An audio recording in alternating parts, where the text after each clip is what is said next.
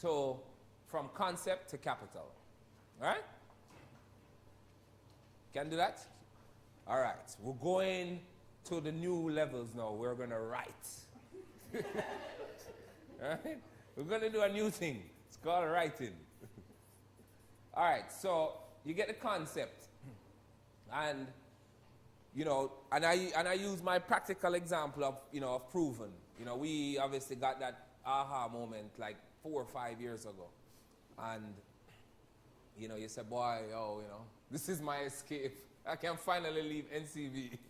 You know? And, you know, hallelujah. You know? So, you know, you get that aha moment. And, you know, I don't know what that is yet. That's another story. It's another conference. You have to book me. I speak to my agent. So, the aha moment, bam, you get it. Then you do your research because I mean, we having gone through the money management business and having studied it, I learned that you know there are many slips between the cup and the lip. So you start the process by really stepping back, a bit and analyzing it and trying to be as independent as possible.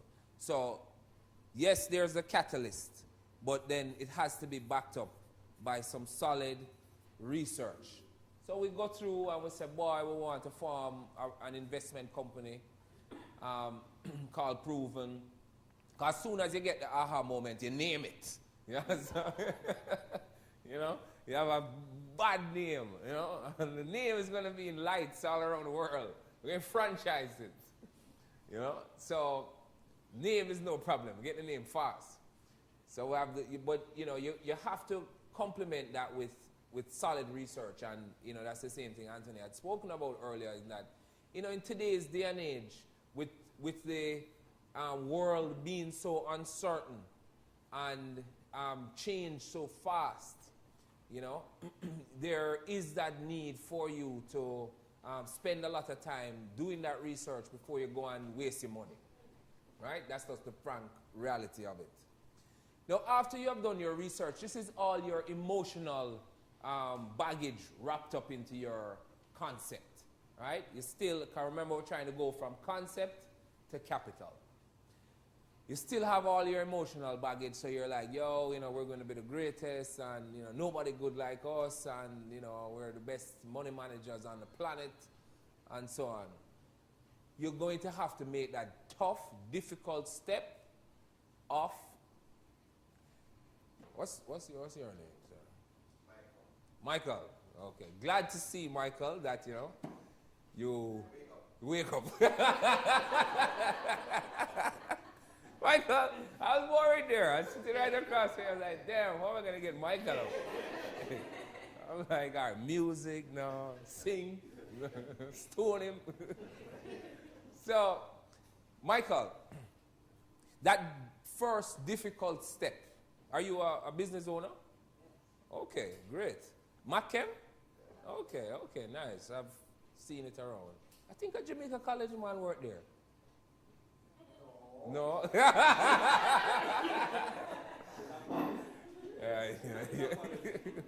I definitely stone him. Michael, what's that for? After you do the research, when you were doing Mackem, you got the aha moment. Where you are struggling in a firm as well, like me, or no? Okay. You never go to JC, so you're probably unemployed, right? I went to finish in school. Oh, please. Oh, God. No way. Not another one of them.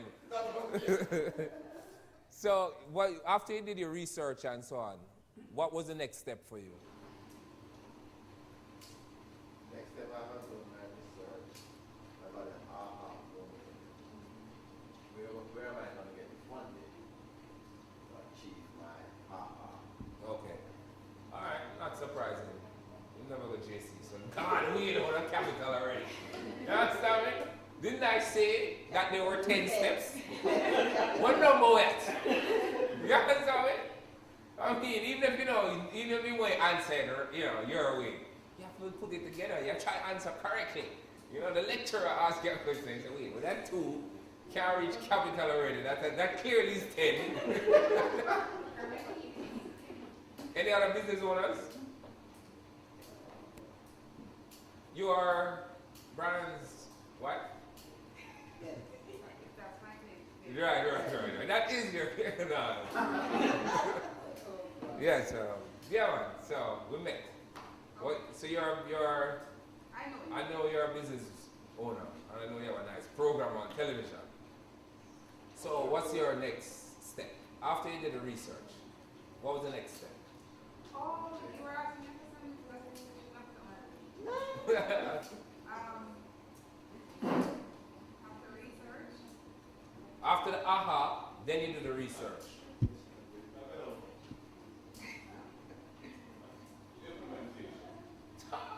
Oh, no, definitely. Leave the room. Business plan? Business model. All right, work with me now. Again, you see like how I taught you something already today called the pen, right? I want you to follow me. We don't really go all the way to business plan yet. We do a business model, right? And I'm sure you did it. Well, schooling. Wow. You don't really. The model, right, is really trying to put together the combination of the various pieces that Anthony spoke about. Where you go, how is this going to work? You get this aha moment. You do the research. No, you really have to see if this can practically work. I mean, I did back before I had an agent. Because after today we have an agent. So anybody want to book me, right? You have to call my agent. But I did another session at UWI, and it was MBA students. And by the way, that was like a Rising Stars kind of thing, where you had like a panel, right? And like 3 judges, and then you comment, and then the students would like vote for who are the best, like a texting kind of thing. It was very exciting. Which judge you think I was? Anthony Miller. Of course, them. So anyway, the UWI, they presented the business. The aha moment was a Coney Park, Coney Island kind of thing, an amusement park, right? They did the research. They said, there wasn't a lot of entertainment in Portmore, and so they wanted to target, a huge population. The next step, if you went all the way to implementation, you would lose your shirt. Right, Michael? Because when you do the modeling, and you actually now start to put the practical pieces together, for you to keep the attention of 2011 kids, what kind of amusement rides do you think you're going to need to have? Some big ones. You have some massive ones. Because trust me, they will tear you to pieces. If you come with anything at Hope Gardens, back when my uncle tell me about it. Back when my uncle tell me about it. I read about it. But back in the them days, Michael, you know about that. That's how you go old school. You understand?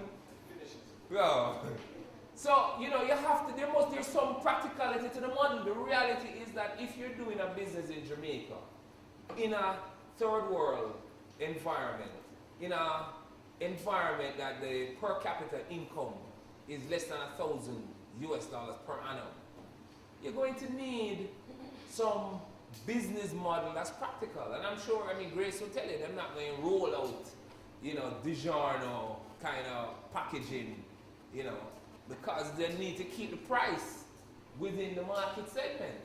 So you have to do some modeling, right? And so that modeling is a mix of the business idea, right, and the market reality. That's the modeling. Again, not the business plan. We're gone past that. work with me. That's a PowerPoint base. You understand? Well, work with a pen now. Right? So after you do the modeling, the next step, right, from concept to capital, the 10 steps, the next step is the toughest step. The next step is stress test. Stress testing it. No, that is the worst step. You know why? Can you first of all, anybody in there, anybody who's married in there? Put up your hands. You know George. Alright, no, you know what? All of the man them that's married in there, put up the man. Put up your hand, Virgin. The men. Oh. Alright, you know the stress test? What that requires? What do you think that requires? Yes, dear. Ah! Give him a round of applause. Stand up. Yes, dear. That requires you to discuss your aha moment, your brilliantly researched business model that's going to change the world, that's going to save your family, that's going to take her out of misery and give her everything she wants. You have to discuss it with your wife. As you say, boy, I want it. What kind of fool idea? You know? Right then and there, you have to get to know, why they invented lawyers. But the stress test is critical because you're now starting to get an unemotionally attached view. Because you're wrapped up into the concept. The concept is you wake up out of your sleep. I mean, the minute you wake up out of your sleep, you're convinced that you can't figure. Right? I mean, we are, especially men, creatures of what we dream. And as Anthony spoke about the car, we're not thinking about, anything but, we're not thinking about price or anything. We're thinking about all the emotional features of the car, By the way, I did buy a BMW, so I was a little upset about with that example that he used. That's how everyone say you buy a BMW because you want how it look. I clearly bought it for its, mileage. Right? I wanted to spend that much money at the gas station. I was helping the economy. So, but that was in CV days. No, you're driving like a Nissan Tita. Hard life. Right? So you have to stress test it, right? And when you stress test it, you have to really step back. As I said, what I've learned in my money management experience and having worked with a number of entrepreneurs, you really have to be prepared to give up on some ideas.